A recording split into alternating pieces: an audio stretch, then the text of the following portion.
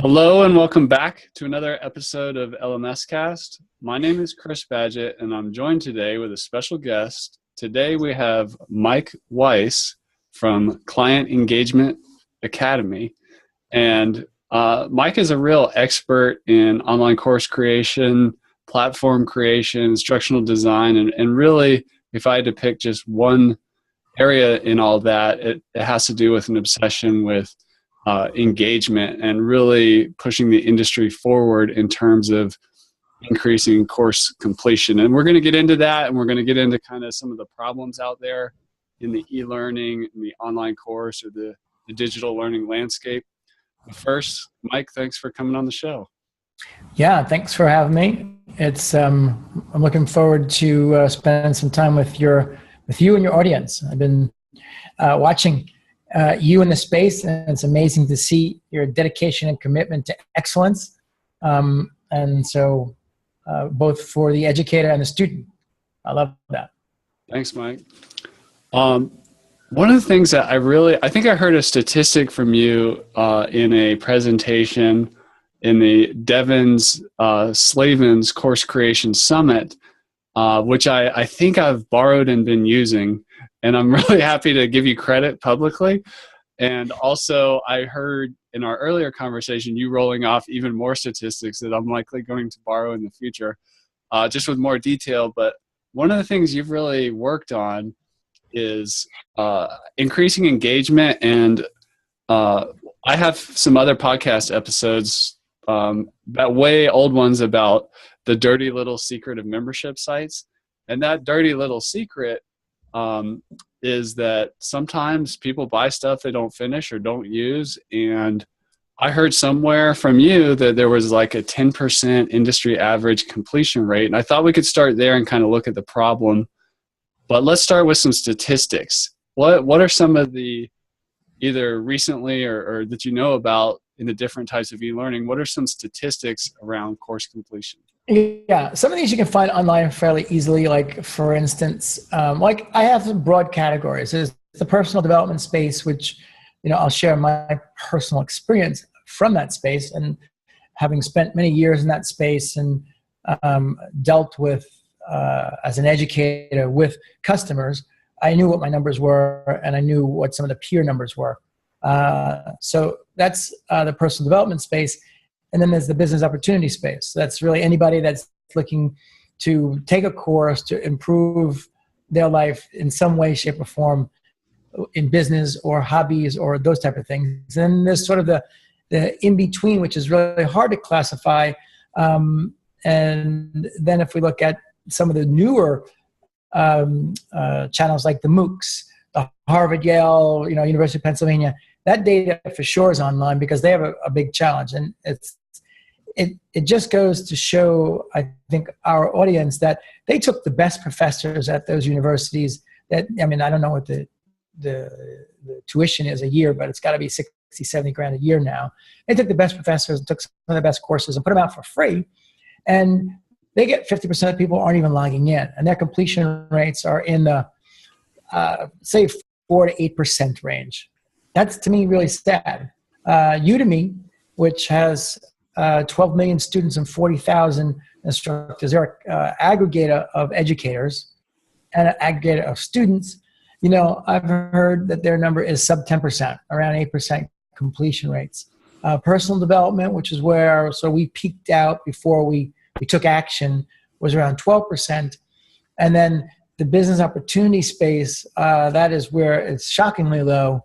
In my opinion, they're all disgustingly low, but business opportunity is at like 3%. That's a shame. That's what inspired me 6 years ago when we only had 12% of our customers. I helped start a company with John Asseroff that was a brain retrainment company. And so we faced this problem as educators. And then we did move the needle into the low 20%, but not because of any of the things I'm doing today. It was because of we hired human beings, the client onboarding experience. We used automation and some accountability, just hard work, but not from anything that really we're doing today. So Yeah, those are the numbers. It makes when you're an educator and you're faced with those numbers, it makes business really tough. Yeah, that is a huge, gorilla in the room. And I'm sure that in-person classrooms or, in-person schools at all levels have a much higher completion rate. So there's this challenge of the, the learn at home situation. I mean, the same thing I think happens when people buy books that they don't finish or other kinds of information products of whatever variety. In my opinion, some of that comes from the content. Maybe it's not that engaging, or perhaps someone feels like, oh, I was sold this, but once I got behind the paywall, that's not real. I'm not really feeling it. I'm not seeing the value, or I'm not seeing results fast enough. But why? I mean, what do you think underlies? Like, what's the key what are some of the key problems behind these low rates? You mentioned onboarding and, engagement, trying to hook people back in to encourage them to come back. But what else is going on under the hood? Well, that's a great question. And there's a philosophical answer that it will be general, and then I can get into more specifics. What you hit on is absolutely true. Let's take an example. If I'm interested in learning about socially conscious business, and I'm at an employer and I'm looking to change jobs, and I want to make a difference work-wise, but I also want to work for a company that's socially conscious. So it would behoove me to learn about it before my interview. So the traditional way is to go to a bookstore. I guess people don't go to bookstores that much anymore, but go online and shop. You buy 3 or 4 books on socially conscious business. You read some chapters here, there, blah, blah, blah, blah, blah. And then, like you said, a lot of stuff ends up on the shelf. So it gets shelved. And that, to me, is where the online education industry is. There's a clear line in the sand between online education and traditional brick and mortar education. Traditional brick and mortar education, when you enter in to high school, you're going to graduate, and you're going to graduate because without that, you're not getting into college. And when you go to college, you're going to college because you're going to graduate, because you're going to get a better job than if you didn't go to college. An MBA, doctor, lawyer, any other more advanced education, you go with one thing in mind, and that's to graduate.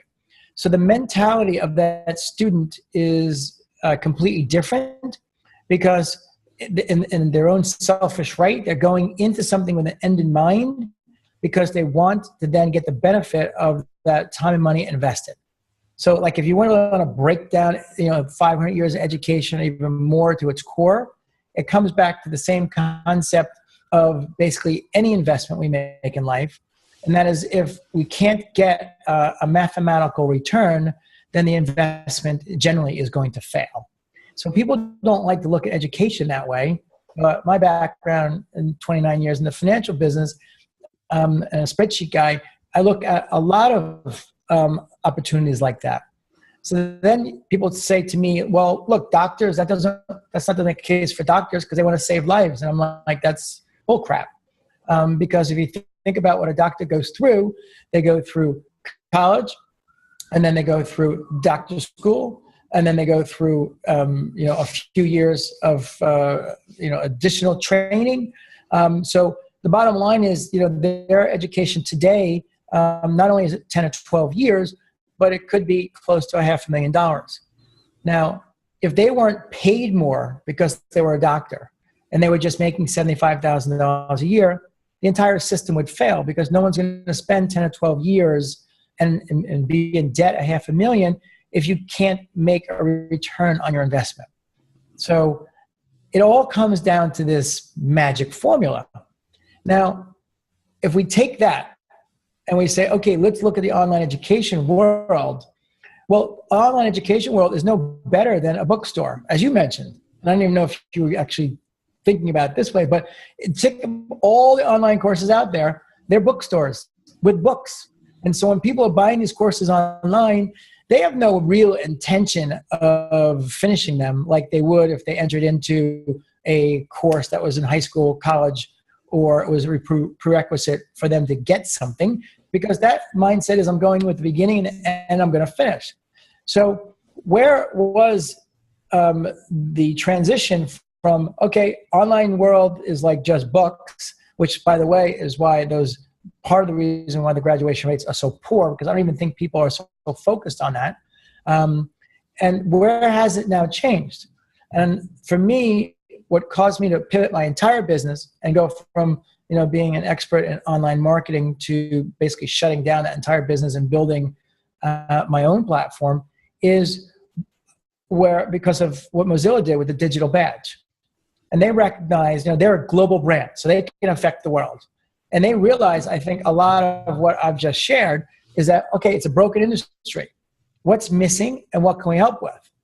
And that's the magic to me of the digital badge, because for the first time now, an educator has an open source architecture, a way, a methodology, a tool that they can easily say, okay, my course is 10 modules, and you're going to start, and at the end, you're going to be able to get a diploma and a digital badge. Now, that methodology, which wasn't available 3 or 4 or 5 or 10 years ago, now creates this new opportunity to actually shift the mindset of your students as they come into your course. So to me, there's a lot of secret sauce that I put into building, because we consult, design, build, and host our platforms for our customers. I'm going to go through some of those. Those are more strategic, but the entire thing comes back to mindset. And if you can adjust people's mindset prior to them coming in, saying, look, I'm up for a student outcome. That's why I want you to buy my course. If you just want to buy it and shelve it, I'm not going to stop you, but I've designed this with one purpose in mind. And that's you want an outcome, and we designed it to get an outcome. How? Bum, bum, bum, bum, bum, bum. And by the way, at the end, you get a digital badge. That digital badge becomes their way to get their return on their investment.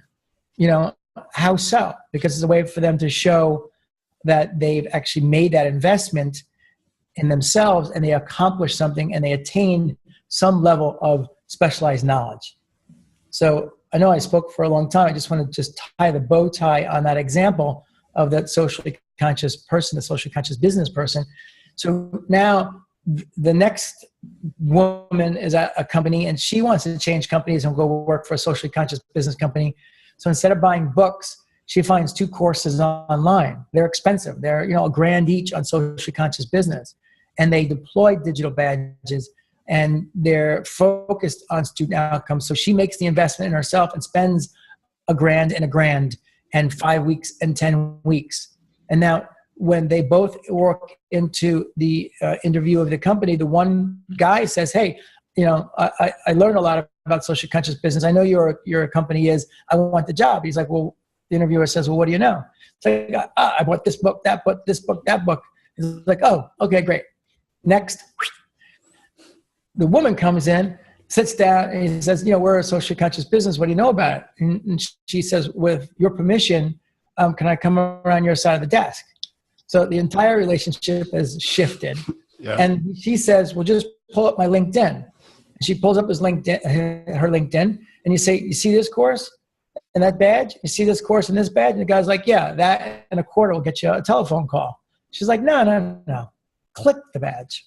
And this is what, I think Mozilla's done. This is the beginning of a trend that's going to shake online education globally. It's doing it already, but in the very beginning phase.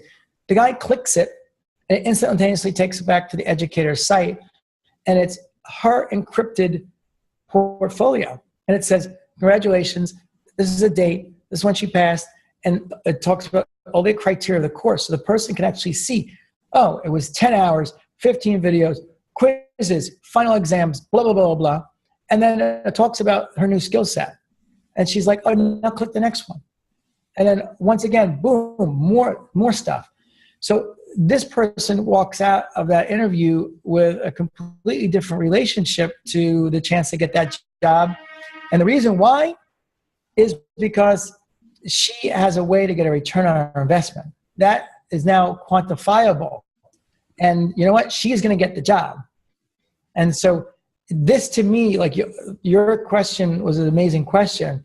There's a lot of things that we do strategically, but this concept is so big that, this is the one I try to convey to my customers, is that we got to get on board with this and everything else will come together. Does that make sense? That makes total sense. That's really cool. And I've often thought about this issue of jobs, education on the path to job or career, and how when we live in a world with increased uncertainty, I actually see a huge opportunity for employers to say, to put together like a course or some kind of learning track for certain positions or the HR department. Whereas, like, for example, I've run a web agency and I almost never ask people where they went to school. I actually care about what they've done and, things about their personality and how they interact with clients and things like that. And if I wanted to build I could actually piece together like what I believe is the perfect set of skills required to be a perfect fit for that role. But I might, as an employer, I may have a very different story to tell than what that person might hear if they go to their community college or in the university. Like, this is actually what I want, and I will pay you however much money, salary and benefits and all this stuff, if you have this skill set, which is diverse. And I just see the job market shifting that way as the world becomes more uncertain, as there's more automation. People like the skills required and the fluidity that businesses and economies change. It's really hard for a traditional education system to keep up. It doesn't mean it's not necessary, but it's a funny situation where one of my biggest complaints is, as an employer, and a lot of employers would say this, like, it's hard to find good people. And what a lot of great people say is hard to find good jobs. Well, what connects those things? Learning. Learning connects those things. It just needs to be the right kind of learning.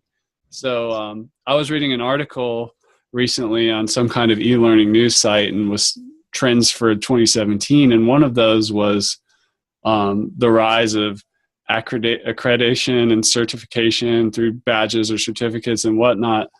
But what's going to end up happening, according to this article, is that people will start creating their own certificates that aren't necessarily like, they might be kind of unique. Like, I may say, like, okay, if you go through all this like training, which may seem random on the surface, all these different skill sets, you're going to be a perfect fit for my company or this kind of job. Totally. Yeah. But go ahead. So yeah, what you're saying is so true. Like, I have one of my clients, he's created a likability course. And so, like, when you're hiring that, like, probably never heard of a likability course. I never heard of it. The guy's just an awesome guy. And when he told me about it, I was like, that's strange. But like, people are very self-conscious about how likable they are. And they become maybe introvert because they don't feel like if they are themselves, they're going to be liked. And so if you're an employer and you have like your project management people, they need to be likable. Yeah. Because they have to relate to your customers where maybe the programmers don't. And so if you knew, like, you were going to scale and say, okay, I need 20 project managers and these are the skill sets that I know that I need because this is the winning formula, you could actually reach out and say, okay, to this client, the likability course, you could find 4 or 5 courses in the 4 or 5 disciplines that they needed. And you could actually say to them, like, I want to put together an internal training. I'll pay you per seat. Can I have your course and put it a part of our internal training?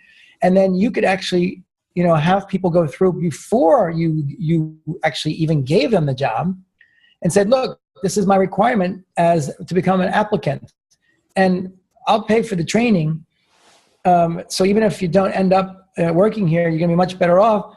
But like, this is a prerequisite even before you come into the application process. Like the application for what you're describing and for what we can do now is just as much as you can imagine we can create.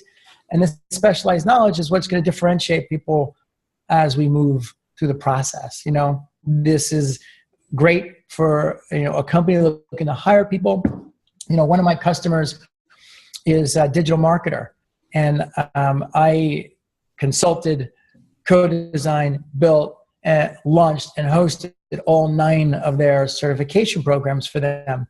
And some of those folks are doing it just to improve their own knowledge so they can be better at digital marketing, and some of them are newbies that are going through each of the certifications and deep, and then going out and practicing and getting certified, and then creating at-home businesses. And so those digital badges become their marker, where for the first time now they've got social proof that at least meet a standard in an industry. Digital marketing, you don't really go to college for Facebook advertising. So how do you tell if someone's good at Facebook advertising or not, or blog creation, or or email all the core areas? There's no standard. And so now there's a way for a company like Digital Marketer to create their standard. Now, I will share with you that in every industry there's the poo-pooers, right? So the poo-pooers are saying, well, anybody can create a digital badge, so no digital badge carries any weight, because Harvard's badge has been around for a long time. Harvard's badge carries weight. An association that approves course work, so it's accredited for a college credit, then stamps all courses in college because they went to the association as a college accredited. That makes them great. Well, the bottom line is, what makes a course great is if a student gets an outcome, and in my opinion, because of the outcome, they can change the trajectory of their life. So who's to say a digital badge is good or bad, or it doesn't carry weight? The bottom line is that it's going to prove itself, right? And that's that's like Digital Marketer. I love Ryan Dice and Richard Linder and those guys, and they've been great to work with. But at the end of the day, I don't think they imagined how powerful the program would be, because they didn't truly understand the power of digital badges. And not that I did either. I knew that they were powerful, but now we're seeing firsthand how they just shift the relationship of, okay, there's a beginning and there's an end. So I'm coming in with the expectation to finish, and also how to connect those dots for people so they can actually have a live digital report card, which is there and available for them to get a return on their investment for the rest of their career. So it's totally cool stuff. That is really cool. And what Mike's doing here is he's really elevating the conversation and what we see in the landscape. Information products like online courses is not just about taking book content or just some blog posts and like packaging it in a membership site and calling it an online course, which has higher perceived value. It's about like creating real outcomes for people.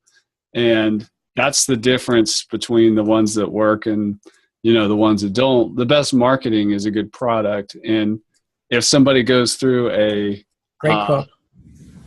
Do you know who? I'll give credit. I don't know where that came from, but that is it is a good one. And if somebody goes through a course, whether it was made by the company who was offering the job, or let's say an entrepreneur saw an opportunity, like, hey, I work at Google and I noticed that these 5 people, are not like everybody else, or they're not pedigree, but they still got in here. How did that happen? And then he talks to him, figures out, oh, this is actually the magic formula to kind of self-style, get a job at Google or wherever. You could create like training content around that. And then over time, if it works, other people are going to take off. Google might endorse it, be like, keep doing what you're doing because you're sending great people through your certification program. And these are the things that happen when real results happen, which only makes the platform, the online course, the training even stronger. Totally. So yeah, I know, like, we were supposed to spend more time together, but you and I, when we had our scheduled call, we got in such a deep conversation before we actually went live. We sucked up a lot of time, which is great, because it was really deep and awesome and juicy. I do want to make sure that we at least cover some of those other additional engagement topics that I think are important, along with the digital badge. I think, Chris, this is we're really getting to know each other now, so we're going to have an opportunity to do a bunch more of these together. I love your passion and what you're doing, and how you've created the opportunity for all folks that have specialized knowledge to go out and create a product and give it out to the world. I know we both believe that education is part of the solution to, helping this world heal and move into a better place. So I think we're going to end up having a lot of conversations like this. So how much time do we have left? Let me just gauge it. I want to go through those. Yeah. Well, yeah, let's do a lightning round on that, and then we'll plant some seeds of what we'll do some more of these and tell people where to go in the meantime. Yeah, perfect. So the things that I speak about and some of these are proven, meaning that you can go on Google and look them up. That means that they're proven now. And some of them are just the ones that we know that work. I'll share that, for us at Client Engagement Academy, we consult, we design, we build, and we host. And because we're in the business of hosting, I'm looking at real data all the time. And so when I talk about what's working, what's not, it's because we have a lot of companies that we're managing their sites for, and we're seeing, and we're constantly making incremental improvements for all of our customers and sites based on their customers' feedback. So if there's one that I will harp on that I think is ultra important, it's being able to understand your data. So when we say, okay, Mike, what is going to make us more successful with increasing those completion rates from 3, 5, 10, 12% to 20%, or even 30%, that'd be a 200 or 300% increase. I'll share this. I can share it because I spoke at Traffic Conversion last year. I did a case study. So the completion rates were on average around 40% for a digital marketer. And that number is it's outrageous how high that number is, because those certification programs, it's not like a course. We're not comparing a Udemy course at 8% to 40%, because those certifications are intense. There's a lot of content. There's quizzes, the final 66 question final, you got to know your stuff to complete. So if it was like a fluffy course, I'm sure it would be at 60 or 70%. So what we're doing is working. And so the things that we're putting in, along with digital badges, which, to me is for every traditional course, you have to have that. That's one. We have to have quizzes and certifications. So, and a lot of these things you can just go on Google and look up adult education, quizzes, certifications. Do they work? And the answer is yes. Adults like to be quizzed, and they like the challenge that helps improves comprehension and engagement as well. If they know that there's a quiz that's coming at the end of a lesson, they need to pass it to go on to the next lesson, then that helps all areas of that. A lot of this stuff also, we have to thank the online universities, which is one thing that we didn't talk about today. But they sucked wind when they first invented themselves, because they didn't figure out how to engage people online, and they had high failure rates, and a lot of them went out of business. But now there's a lot of them that are very successful because they're sort of crossing over between the traditional brick and mortar and the online world. And then there's studies that they put out now. So, the quizzing is stuff that comes from, the online universities. Like if they don't graduate people, they got to go out of business, which is a lot harsher reality than, say, an online educator. So a lot of the stuff comes from them. So it's certifications and quizzes. Reporting is crucial. You got to know your data. So for what we do, we know exactly where every single student is at any particular point in time, which allows us to measure the velocity of the students going through the course, the average number of days it takes from lesson to lesson. We're looking at the quizzes they're getting, the comprehension, scores. We're looking at engagement on the videos, drop-off rates. So we're looking at, there's so much activity into the site. There's, there's like 40 different sort of subtopics that we can look at data on. But that's imperative because you have to make adjustments. And that's where, when you talk about another facet of gamification, or I call it prizeification, comes in. It's like, we know that works, but you just can't randomly add gamification because it's going to have no effect. So where would you put gamification? In the place where people are getting stuck. They could be getting stuck just because that's where everyone naturally gets tired in a course, which is in the second week. Gamify it.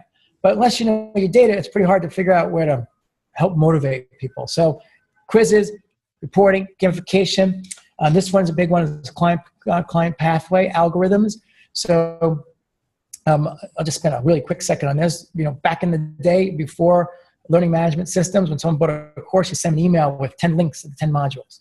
People were like, "Whoa, that's bad," because they can just forward the email and everyone gets our content. So they said, "Oh, let's put it behind a login." So they did that, and that was like, "Oh, the first membership site." And then someone said, "Oh, that's bad because when they log in, they're getting all 12 lessons from once. It's like drinking out of a fire hose." I mean, this is like funny stuff, right? Yeah. Drinking out of a fire hose, they're going to overwhelm them. They're going to get stuck. True. So then the next genius, which I think is ingenious, it was one of the worst things that people moved in a trend to, was locking down the content. Someone said, "Oh, this is a good idea," without actually thinking through it. That let's 10 modules over 10 weeks, and that's our prescription, and they have to go week by week. If we restrain them, they'll get a chance to digest, they'll get through it, we won't overwhelm them, and we'll do something that's good, bad, worse, terrible decision. Because 25% of your customers are going to be type A people like me that act fast, talk quick, and if I see something that I want and I buy it, if you drip it out, by the second week that you torture me, I'm out. So you literally, if you say, how is it only 12% completion rates? Well, take 25% of the people off the board if you're just purely dripping content, because you'll torture them and they will not complete, right? So you need to have a dual client pathway where you're going to be able to control the experience through and also give people to go through as quickly as possible, not randomly jumping around in your pathway as long as they're comprehending. So that means they can take 10 modules and do them in 2 days as long as they're passing each one, which is the gateway to open up the next. So it's got to figure out how to focus on that pathway. What else? LMS course structure. That's your bailiwick. So that to me is critical. If someone can't figure out where they were, where they are, and where they need to go within 5 seconds of logging in, you lost them. It's got to be intuitive. For the student we're talking about, all people stink at technology. So that LMS is critical. Your program is an awesome program. You come from being an educator, a technologist, and your evolution of just keep getting better and better is driven by the customer's experience. And so that's critically important as a great solution like yours. And then responsive design. So it seems weird that we're even talking about this, Chris. It's 2017, but there's so many online education platforms that are not responsive. It's just old technology that's antiquated. And if your thing, I don't know my phone, but if your course doesn't play on any device, any which way you turn it, anywhere in the world at any time, you're toast. Yep. Now we're up to almost 60% of video being consumed on mobile devices. If you don't play well on a mobile device, you're toast. Also, there's a study out there. People can look it up on Google. That I think 60% of the LMSs will be replaced over the next 24 months because the life cycle of the LMS, the architecture of that software, just in the last 5 years has gone antiquated. And so even people that were early on with LMS and have had them and are using the ones back from 3 or 4 years ago, they got to be replaced. The product replacement cycle is driving right now, billion, or I think it's $1 billion or plus into the new investment of the new architecture and software like yours. So that's critical. And then of course, digital badges. So those are the ones, boom, boom, boom, boom, boom. There's a lot more, but that's what we got. That's awesome. Well, Mike Weiss, ladies and gentlemen, Client Engagement Academy. And Mike also has a course out where he's taking his best knowledge that a lot of his high-paying clients use and is publishing that for you to get some of his best strategies. That's called E-Learning Engagement and Profit Mastery. So go check that out. And before we sign off here, Mike, is there anywhere else you want to point people to find out more about you and what you're up to? And of course, if you're listening and you enjoyed this, Mike's going to come back on the show and we're going to do this some more. So thanks for coming on the show, Mike. Yeah. So Client Engagement Academy is the website, but somewhere on the page, if you'll put a link, the course is basically a super deep dive of everything that we spoke about today and more. It's outrageous. It's for people that are just thinking about creating a course because this is stuff you need to know prior to creating it. It's people that have courses and then people that are doing really big business with courses. So it kind of fits the entire gamut. There'll be a link for that. We also actually have a free course, like a mini little free course as well. We have just a ton of content and we're going to continue to put it out. So Client Engagement Academy or the link below. is the best place to find me. Awesome. Well, thank you for coming on the show, Mike. Awesome. Thanks for having me.